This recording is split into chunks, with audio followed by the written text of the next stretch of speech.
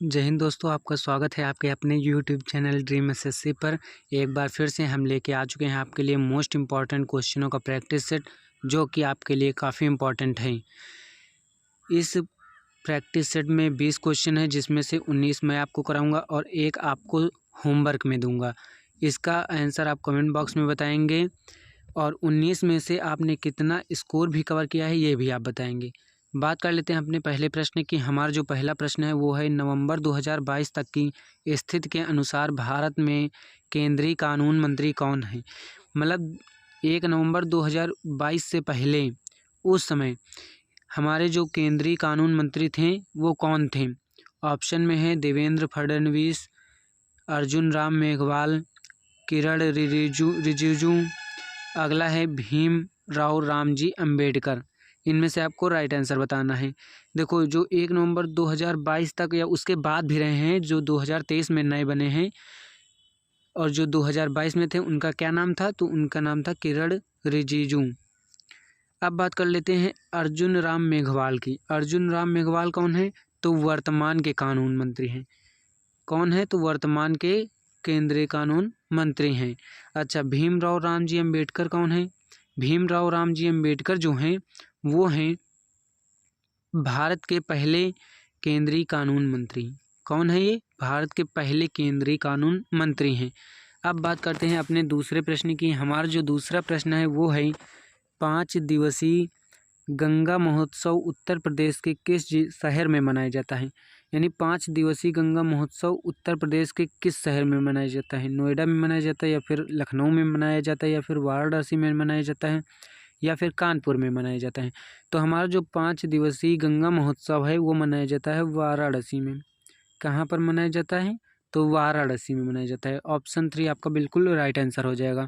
अब बात कर लेते हैं अपने अगले प्रश्न की। हमारा जो अगला प्रश्न है वो है कोशिका किसी जीव का खाली स्थान दिया गया है जीवित भाग होता है। कैसा जीवित भाग होता है, सबसे बारीक, या फिर सबसे छोटा, या फिर सबसे पतला, या फिर सबसे लंबा। तो जो होता है कोशिका वो होता है सबसे छोटा भाग। क्या होता है, सबसे छोटा भाग। अब बात कर लेते हैं अपने अगले प्रश्न की। हमारा जो अगला प्रश्न है वो है वांगला का प्रसिद्ध लोक नृत्य है। यानी वांगला कहाँ का प्रसिद्ध लोक नृत्य है, पश्चिम बंगाल का है, या फिर मेघालय का है, या फिर बिहार का है, या फिर मिजोरम का है। तो जो हमारा वांगला है वो है हमारा मेघालय का। कहाँ का प्रसिद्ध लोक नृत्य है, तो मेघालय का लोक नृत्य है। अब बात कर लेते हैं अपने अगले प्रश्न की। हमारा जो अगला प्रश्न है वो है मूल कर्तव्यों की सूची की उपधारा जी किससे संबंधित है। मूल कर्तव्य किस में है, तो मूल कर्तव्य है 51, आर्टिकल 51 का में। किस में है, तो आर्टिकल 51 का में है। अच्छा, इसकी जो उपधारा जी है ये किससे संबंधित है, यहाँ पर बात कर लेते हैं किससे संबंधित हो जाएगी, तो ये हमारी हो जाएगी प्राकृतिक पर्यावरण की रक्षा और उसके संवर्धन से। यानी प्राकृतिक पर्यावरण की रक्षा और उसका संवर्धन किस में है, जी में है। अब बात कर लेते हैं अपने अगले प्रश्न की। हमारा जो अगला प्रश्न है वो है निम्नलिखित में से कौन सा भारतीय राज्य चीन के साथ अपनी सीमा साझा नहीं करता है। बताना है आपको कौन सा ऐसा भारतीय राज्य है जो चीन के साथ अपनी सीमा साझा नहीं करता है। कौन सा है, अरुणाचल प्रदेश है, या फिर हिमाचल प्रदेश है, या फिर उत्तर प्रदेश है, या फिर सिक्किम है। तो हमारा जो उत्तर प्रदेश है वो है आपका राइट आंसर। वो चीन के साथ सीमा साझा नहीं करता है, चीन के साथ सीमा साझा नहीं करता है। बाकी अरुणाचल प्रदेश भी करता है, हिमाचल प्रदेश भी करता है, और सिक्किम भी करता है। तो आपका राइट आंसर क्या हो जाएगा, उत्तर प्रदेश। अब बात कर लेते हैं अपने अगले प्रश्न की। हमारा जो अगला प्रश्न है वो है खाली स्थान दिया गया है और उसके आगे क्या कहा गया है, एक इलेक्ट्रॉनिक भुगतान प्रणाली है जो किसी बैंक या अन्य किसी वित्तीय संसाधन के ग्राहकों को वित्तीय संस्थान की वेबसाइट के माध्यम से कई प्रकार के वित्तीय लेन देन करने में सक्षम बनाती है। तो इनमें से कौन सी है, अंतर्राज्यीय बैंकिंग, या फिर एकल प्रविष्टि प्रणाली, या फिर इंटरनेट बैंकिंग, या फिर इंटर कॉरपोरेट बैंकिंग। तो यहाँ पर जो आपका राइट आंसर हो जाएगा वो हो जाएगा इंटरनेट बैंकिंग। इंटरनेट बैंकिंग है। अब बात कर लेते हैं अपने अगले प्रश्न की। हमारा जो अगला प्रश्न है वो है भारत में दंड प्रक्रिया संहिता वर्ष में अधिनियमित की गई थी। किस वर्ष अधिनियमित की गई थी? 1977 में या फिर 1975 में या फिर 1971 में या फिर 1973 में? तो हमारा जो भारत में दंड प्रक्रिया संहिता है वो किस वर्ष में हुई थी? तो वो हुई थी 1973 में। कब हुई थी? तो 1973 में हुई थी। बात कर लेते हैं अपने अगले प्रश्न की। हमारा जो अगला प्रश्न है वो है जलियांवाला बाग हत्याकांड के लिए कौन जिम्मेदार था? यानी जलियांवाला बाग हत्याकांड के लिए कौन जिम्मेदार था? सत्यपाल या फिर जनरल हंटर्स या फिर जनरल डायर या फिर जनरल पेंटर्स? तो हमारे जो जनरल डायर थे यही जिम्मेदार थे। जलियांवाला बाग हत्याकांड के लिए कौन जिम्मेदार था? तो जनरल डायर थे। अब बात कर लेते हैं अपने अगले प्रश्न की। हमारा जो अगला प्रश्न है वो है विनिर्माण क्षेत्रों को सामान्य और आर्थिक विकास का माना जाता है। क्या माना जाता है? विनिर्माण क्षेत्र और सामान्य आर्थिक विकास का क्या माना जाता है? रीढ़ की हड्डी माना जाता है या फिर घुटना माना जाता है या फिर हाथ माना जाता है या फिर पैर माना जाता है? तो हमारा जो विकास की क्या माना जाता है? रीढ़ माना जाता है। क्या माना जाता है? रीढ़ मानी जाती है। अब बात कर लेते हैं अपने अगले प्रश्न की। हमारा जो अगला प्रश्न है वो है IPR 1956 ने खाली स्थान दिया गया है, पूछा गया पंचवर्षीय योजना की नींव रखी। यानी कब पंचवर्षीय योजना की नींव रखी? चौथी, दूसरी, छठवीं या 10वीं? कौन सी पंचवर्षीय योजना थी? तो ये हमारी थी दूसरी पंचवर्षीय योजना। 1956 में हमारी दूसरी पंचवर्षीय योजना थी। अब बात कर लेते हैं अपने अगले प्रश्न की। हमारा जो अगला प्रश्न है वो है निम्नलिखित में से किस राज्य में पहली बार खेलो इंडिया यूनिवर्सिटी गेम्स का आयोजन किया गया था? खेलो इंडिया यूनिवर्सिटी गेम्स का आयोजन पहली बार पूछा गया है, कहाँ पर किया गया था? उड़ीसा में किया गया था या फिर असम में किया गया था या फिर महाराष्ट्र में किया गया था या फिर पंजाब में किया गया था? जो हमारा पहली बार किया गया था वो किया गया था उड़ीसा में। कहाँ किया गया था? उड़ीसा में किया गया था। अब बात कर लेते हैं अपने अगले प्रश्न की। हमारा जो अगला प्रश्न है वो है संसदीय प्रक्रिया में कोरम को के रूप में समझा जा सकता है। यानी कोरम को किसके रूप में समझा जा सकता है?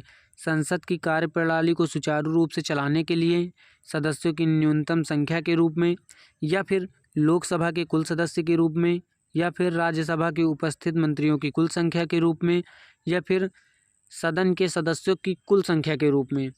तो हमारा जो कोरम होता है वो होता है सदन की कार्यप्रणाली को सुचारू रूप से चलाने के लिए सदस्यों की न्यूनतम संख्या। तो आपका ऑप्शन एक बिल्कुल राइट आंसर हो जाएगा। अब बात कर लेते हैं अपने अगले प्रश्न की। हमारा जो अगला प्रश्न है वो है संगम काल के दौरान तमिल क्षेत्र में भूमिहीन मजदूरों, जिनमें दास भी शामिल थे, को के रूप में जाना जाता है। यानी किसके रूप में जाना जाता था? वेल्लार और उझावर के रूप में, या फिर कडेसियार या फिर उझावर के रूप में, या फिर वेल्लालार और आदिमई के रूप में, या फिर कडेसियार या आदिमई के रूप में? तो हमारा जो यहाँ पर हो जाएगा वो हो जाएगा क्या? कैडिसियार और आदिमई के रूप में जाना जाता था। अब बात कर लेते हैं अपने अगले प्रश्न की। हमारा जो अगला प्रश्न है वो है भारत में हरित क्रांति का उद्देश्य था। यानी भारत में हरित क्रांति का क्या उद्देश्य था? राष्ट्रीय सशस्त्र बल सुरक्षा, या फिर अन्य देशों पर निर्भरता, या फिर राष्ट्रीय खाद्य सुरक्षा, या फिर ओजोन रिक्तीकरण? तो हमारा जो भारत में हरित क्रांति का उद्देश्य था, हरित क्रांति का उद्देश्य वो क्या हो जाएगा? वो हो जाएगा राष्ट्रीय खाद्य सुरक्षा। राष्ट्रीय खाद्य सुरक्षा इसका उद्देश्य था। अब बात कर लेते हैं अपने अगले प्रश्न की। हमारा अगला प्रश्न है निम्नलिखित में से कौन सा समीकरण गैस के 1 मोल के लिए सही है? गैस के 1 मोल के लिए सही है V1/V2 बराबर T1² स्थिर दाब पर, या फिर V1/V2 बराबर √T1/√T2 स्थिर दाब पर, या फिर V1/V2 बराबर T1/T2 स्थिर दाब पर, या फिर P1/V1 बराबर P1/V2 स्थिर ताप पर? तो हमारा जो हो जाएगा इसका राइट आंसर वो हो जाएगा V1/V2 इक्वल टू T1/T2 स्थिर दाब पर। ये आपका बिल्कुल राइट आंसर हो जाएगा। अब बात कर लेते हैं अपने अगले प्रश्न की। हमारा अगला प्रश्न है गुरु विपिन सिंह ने किस नृत्य शैली में विभिन्न पुरस्कार जीते हैं?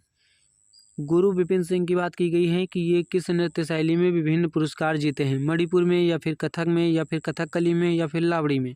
देखो, जो हमारा मणिपुरी नृत्य है इसमें गुरु विपिन सिंह ने कई कई मतलब जो नृत्य शैली है उसमें विभिन्न पुरस्कार जीते हैं, यानी कई पुरस्कार जीते हैं। अब बात कर लेते हैं अपने अगले प्रश्न की। हमारा अगला प्रश्न है, शूटिंग गार्ड शब्द का उपयोग निम्नलिखित में से किस खेल क्रीड़ा में किया जाता है। खेल को क्रीड़ा भी कहते हैं, इसीलिए इस तरह लिखा गया है यहाँ पर। किस खेल के रूप में किया जाता है, यानी शूटिंग गार्ड का शब्द का जो उपयोग है वो किस खेल में किया जाता है। वॉलीबॉल में किया जाता है, या फिर टेनिस में किया जाता है, या फिर बास्केटबॉल में किया जाता है, या फिर टेबल टेनिस में किया जाता है। तो हमारा जो शूटिंग गार्ड होता है वो है बास्केटबॉल में। इसका उपयोग कहाँ किया जाता है, बास्केटबॉल में इसका उपयोग किया जाता है। इस बात कर लेते हैं अपने अगले प्रश्न की। हमारा जो अगला प्रश्न है वो है, नर्मदा नदी निम्नलिखित में से किस स्थान से निकलती है, यानी किस स्थान से नर्मदा नदी निकलती है। नासिक से, सतपुड़ा की श्रृंखलाओं से, या फिर महाबालेश्वर से, या फिर अमरकंटक की पहाड़ी से। तो देखो, जो नर्मदा नदी है उसका उद्गम स्थल है वो है अमरकंटक की पहाड़ी, अमरकंटक से निकलती है। अमरकंटक की पहाड़ी आपका बिल्कुल राइट आंसर हो जाएगा। अब बात करते हैं अपने अगले प्रश्न की। हमारा जो अगला प्रश्न है वो है, 2022 में हुए चुनाव के बाद पंजाब के मुख्यमंत्री कौन बने हैं। इनमें से आपको कौन बने हैं ये बताना है।